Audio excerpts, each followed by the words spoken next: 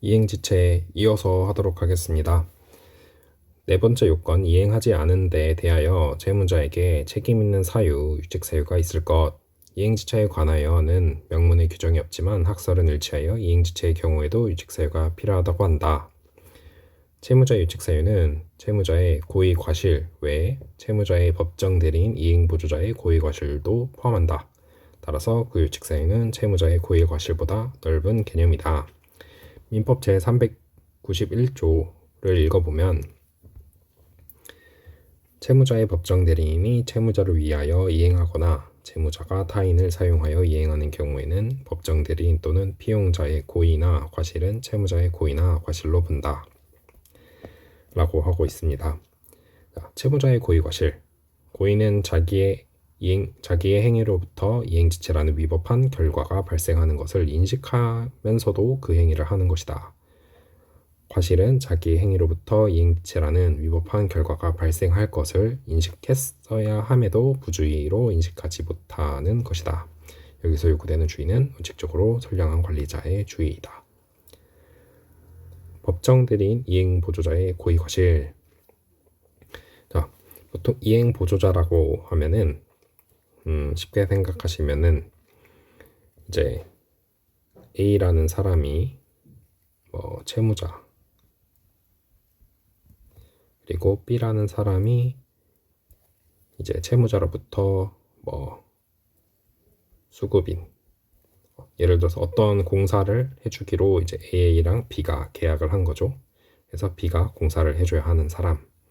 이 경우 A는 사실 그 공사를 하는 이유가 어떤 C라는 채권자가 있어서 이 사람을 위해서 이 B와 도급 계약을 맺고 B에게 공사를 맡겼다라고 생각하시면 B는 이행 보조자가 될 수 있겠죠. 그래서 민법 제391조의 이행 보조자로서의 피용자라 함은 일반적으로 채무자의 의사 관여 아래, 의사 관여 아래 그 채무자의 이행 행위에 속하는 활동을 하는 사람이면 족하고 반드시 채무자의 지시 또는 감독을 받는 관계에 있어야 하는 것은 아니므로 채무자에 대하여 종속적인가 또는 독립적인 지위에 있는가는 문제되지 않는다. 자, 반드시 지시 감독은 필요 없습니다. 다만 이행보조자의 행위가 채무자에 의하여 그에게 맡겨진 이행 업무와 객관적, 외형적으로 관련을 가지는 경우에는 채무자는 그 행위에 대하여 책임을 져야 하고 채무자 이행에 관련된 행위이면 가사 이행보조자의 행위가 채권자에 대한 불법 행위가 된다 하더라도 채무자가 면책될 수는 없다. 자, 채무자, 그 A가 B에게 예를 들어서 건물 공사를 맡겼다라고 했을 때 그 건물 공사와 객관적 외형적 관련이 있는 경우에는 A가 책임을 질 수도 있어요. 그래서 만약에 그런 관련 행위이면은 그 B의 어떤 행위가 C에 대해서 불법 행위가 된다고 하더라도 채무자가 A가 면책될 수는 없다 라고 생각하시면 되고, 그래서 예를 들어서 B가 공사하다가 이제 실수로 불을 내버렸어요. 그래서 건물이 다 타버렸다. 그런 경우 C가 알고 보니까 건물주였다. 그러면은 불법 행위가 될 수도 있죠. 그랬을 때 A가 면책될 수는 없다. 이런 말이고, 채무자의 법정 대리인 이행보조자의 고의과실이 있는 경우에는 채무자에게 고의과실이 있는 것으로 의제되어 채무자가 채권자에 대하여 채무불이행으로 인한 손해배상 책임을 진다. 자, 이행보조자 B가 고의과실이 있어서 그러면은 채무자 A의 고의과실이 있는 것으로 의제되니까 채무자가 채권자에 대하여 이행불능으로 인한 손해배상 책임을 져야 하고, 이행보조자 등은 채권자에 대하여 채무불이행 책임을 지지 않으나, 왜냐면 채권자와 채무자의 관계는 이렇게 맺어진 계약 관계인 거지 B랑은 사실 남이잖아요. C는 제3자니까. 그래서 채무불이행 책임을 지지 않으나 불법행위 책임을 질 수 있다. 그 B의 어떤 행위가 C에 대해서 불법행위가 된다면 불법행위 책임을 질 수 있다. 그 경우 채무자의 책임과 이행보조자의 책임은 부진정 연대채무 관계에 있다. 자, 부진정 연대채무 관계라는 것도 이제 뒤에 가서 다수의 채무 관계에 대해서 공부할 건데, 이제 여기서 부진정 연대채무가 있고 진정 연대채무, 즉 연대채무 이런 게 있는데 이 부분에 대해서는 뒤에 가서 자세하게 공부해 보도록 하겠습니다. 다음 증명책임, 채무자가 자기에게 유책 사유가 없음을 증명하여야 책임을 면한다. 채무자가 내가 잘못한 게 없어 라고 증명해야 된다. 그 다음에 5번째 요건, 이행하지 않는 것이 위법할 것. 채무 불이행이 성립하려면 위법성이 있어야 한다. 그런데 위법성은 정당화 사유, 즉 위법성 조각 사유가 없으면 당연히 인정되는 소극적 요건이다. 그리하여 채무 불이행으로 인한 손해배상 청구에 있어서 확정된 채무의 내용에 쫓은 이행을 하지 않았다면 그 자체가 바로 위법한 것으로 평가된다. 그래서 채무 불이행을 하면은 그 자체로 위법한 것처럼 되는 거예요. 근데 어떠한 특별한 사유가 있어서 그게 위법하지 않게 되는 경우에만 이제 채무 불이행이 안 되는 것뿐이지, 이 대부분 채무를 불이행하면 일단 기본적으로 위법하다라고 생각하시면 되고, 다음 이행지체 효과. 이행지체가 발생하였다고 하여 본래의 채무가 소멸하거나 손해배상 채무로 변경되지는 않으며 그 채무는 그대로 존속한다. 그래서 이행지체 했다고 해도 내가 이행해야 될 채무가 바로 없어지는 건 아니에요. 그리고 그 채무는 이행이 가능하므로 채권자는 본래 채무 이행을 청구할 수 있다. 채권자는 늦었지만 지금이라도 해줘 할 수 있고, 그러나 이는 이행지체의 효과라고는 할 수 없고 이행지체의 효과는 손해배상 청구권과 계약 해지권의 발생이다. 그래서 손해배상 청구권 발생. 자, 손해배상 청구권 제 390조. 그다음에 지연배상. 이행지체에 있어서 손해배상 원칙적으로 이행지체로 생긴 지연배상이에요. 이 경우 지연배상과 함께 본래 채무 이행도 청구할 수 있어요. 그래서 본래 너가 해야 될 것 플러스 늦어서 뭔가 늦은 거에 대한 배상, 이렇게 생각하시면 되고, 그러므로 채무자는 이들 모두를 제공하여야 채무 내용에 쫓은 이행에 제공을 한 것으로 된다. 그런데 전보배상이라는 것도 있어요. 민법 제390조에 보면 채무자가 채무의 이행을 지체한 경우에 채권자가 상당한 기간을 정하여 이행을 최고하여도 그 기간 내에 이행하지 아니하거나 지체 후의 이행이 채권자에게 이익이 없는 때에는 채권자는 수령을 거절하고 이행에 가름한 손해배상을 청구할 수 있다. 그래서 이제 예를 들어서 채권자가 언제까지 해줘 라고 다 최고를 했는데도 못해, 또는 이행이 늦었어요.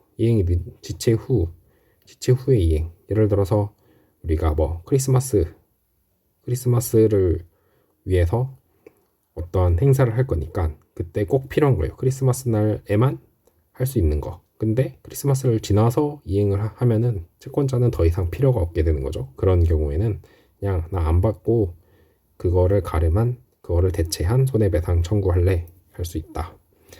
이행지체의 경우에는 채권자는 일정한 요건이 갖추어지는 때에는 예외적으로 이행에 가름하는 손해배상, 즉 전보배상을 청구할 수 있다. 채권자가 상당한 기간을 정하여 이행을 최고하여도 그 기간 내에 이행하지 않거나 지체 후에 이행이 채권자에게 이익이 없는 때에 그렇다. 다음 책임 가중, 민법 제392조. 채무자는 자기에게 과실이 없는 경우에도 그 이행 지체 중에 생긴 손해를 배상하여야 한다. 그러나 채무자가 이행하여도 손해를 면할 수 없는 경우에는 그러하지 아니하다. 다음 효과로는 계약 해지권의 발생. 계약상 채무자가 이행지체로 된 경우에는 채권자는 일정한 요건 하에 해지권을 취득하게 된다. 즉 채권자가 상당한 기간을 정하여 이행을 최고하였는데 그 기간 내에 이행이 없으면 그는 계약을 해지할 수 있다. 그래서 이행지체가 되면은 특정한 요건을 갖추면 계약 해지를 할 수 있어요.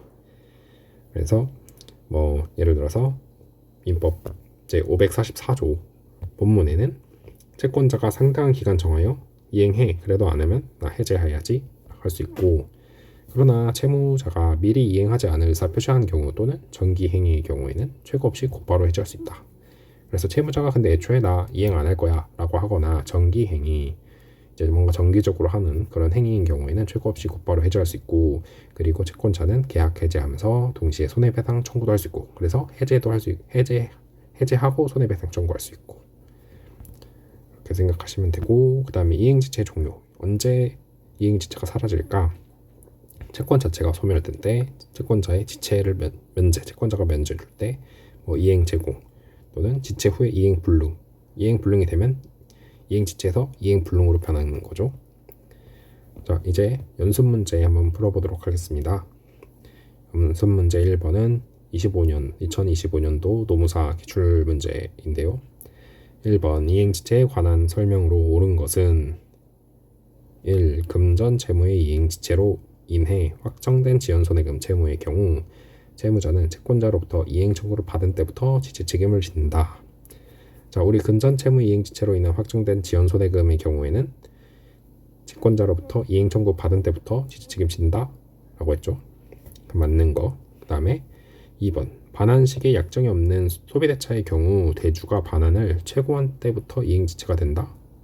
자, 대주가 반환을 최고한 때부터 이행지체가 됐나요? 우리가 아까 여기서 보면은 소비대차에 있어서 반환식에 약정이 없는 때에는 대주는 상당한 기간을 정하여 이렇게 돼 있죠. 상당한 기간을 정하여 반환을 최고해야 된다. 그래서 최고한 때부터 이행지체가 되는 게 아니라 상당한 기간이 지났을 때, 상당한 기간을 정하지 않고 최고했다면 상당한 기간이 지났을 때, 그때니까 틀린 지문이 되겠고, 은행이 양도성 예금 증서에 변제 기한이 있는 경우 은행은 그 기한이 도래한 때부터 지체 책임을 진다. 도래한 때부터가 아니라 청구한 때, 채권자가 청구한 때부터. 자, 4번 채무 이행에 불확정한 기한이 있는 경우 채무자는 그 기한이 객관적으로 도래한 때부터 지체 책임을 진다. 자, 불확정한 기한. 아까 예를 들어서 건물이 뭐 팔리면 갚아 이런 식으로. 그럴 때는 언제나 채무자가 알았을 때. 틀린 지문이고. 5번 불법행위로 인한 손해배상 책임은 인정되지만 그 배상액이 확정되지 않은 경우 채무자는 지체 책임을 면한다. 자, 불법행위로 인한 손해배상 책임은 기본적으로 불법행위가 성립한 때. 그래서 그것은 틀린 지문이 돼서 1번의 정답은 1번이고요. 그 다음에 2번은 2024년도 노무사 기출 문제인데요. 이행지체에 관한 설명으로 옳지 않은 것은 1. 이행지체를 이유로 채권자에게 전보배상 청구가 인정되는 경우 그 손해액은 원칙적으로 최고할 당시의 시가를 기준으로 산정하여야 한다. 자, 전보배상 청구가 인정되는 경우에는 보통은 최고 당시가 아니라 이행 불능 당시라고 생각하시면 돼요. 자, 전보배상은 물건값 대신에 돈으로 받는 거잖아요. 그래서 그 가격을 언제를 기준으로 매길지가 중요한데 보통 지체 상태에서 이행이 불가능한 시점으로 잡거든요. 그래서 보통은 이행 불능이 된 당시라고 생각하시면 됩니다. 그래서 이행 불능된 당시, 즉 최고 당시가 아니라 지체 후 이행이 불능된 때나 채권자가 이행에 가름하는 배상을 구한 때라고 생각하시면 돼서 이거는 틀린 지문이 되고. 2번 중도금 지급 기일을 2층 골조 공사 완료 시로 한 경우 그 공사가 완료되었더라도 채무자가 그 완료 사실을 알지 못하였다면 특별한 사정이 없는 한 지체 책임을 지지 않는다. 자, 2층 골조 공사 완료 시라고 하면 이거는 뭔가 불확정한 거죠. 언제 완성될지 모르잖아요. 그래서 불확정한 기한. 이 경우에는 채무자가 알았을 때 그때 지체 책임을 지니까 알지 못하였다면 지체 책임을 지지 않는다. 맞는 거고. 그 다음 금전 채무 이행 지체로 인하여 발생하는 지연이자의 성질은 손해배상금이다. 자, 우리 금전 채무 이행 지체로 발생하는 지연 이자는 이자가 아니라 손해배상금이죠. 그다음 4번 저당권이 설정된 부동산 매도인의 담보 책임에 기한 손해배상 채무는 이행 청구를 받은 때부터 지체 책임이 있다.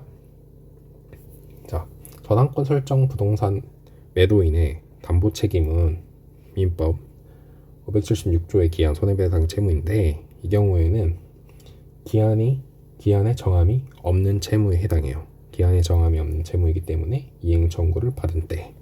왜냐하면 담보 책임이 발생할 것인지 우리 이번 예시처럼 어떠한 불확정한 기한을 정한 것도 아니고 확정 기한 정한 것도 아니고 기한의 정함이 없는 거죠. 그런 기한의 정함이 없는 채무 같은 경우에는 보통 이행 청구를 받은 때 맞는 지문이고. 5번 이행계에 정함이 없는 채권을 양수한 채권 양수인이 채무자를 상대로 그 이행을 구하는 소를 제기하고 소송 계속 중 채무자에 대한 채권 양도 통지가 이루어진 경우 특별한 사정이 없는 한 채무자는 채권 양도 통지가 도달된 다음 날부터 지지 책임을 진다. 우리 아까 제가 채권 양도에 대해서 간략하게 설명해 드렸죠. 채권 양수인이 있고 양도인이 있고 채무자가 있으면 양도인이 채권 양수인에게 채권을 넘겼다고 하더라도 채무자에게 통지가 없다면 채권 양수인은 채무자에게 돈을 달라고 해도 대항할 수가 없다. 그러나 양도인이 채무자에게 통지를 하게 되는데 그 통지가 채무자에게 도달되면 그 다음 날부터는 채권 양수인이 대항할 수 있겠죠. 채무자에게 내가 채권자다 라고 대항할 수 있으니까 그때부터는 채무자는 지체 책임을 져야겠죠. 그래서 맞는 지문. 따라서 이번의 정답은 1번이 되겠습니다.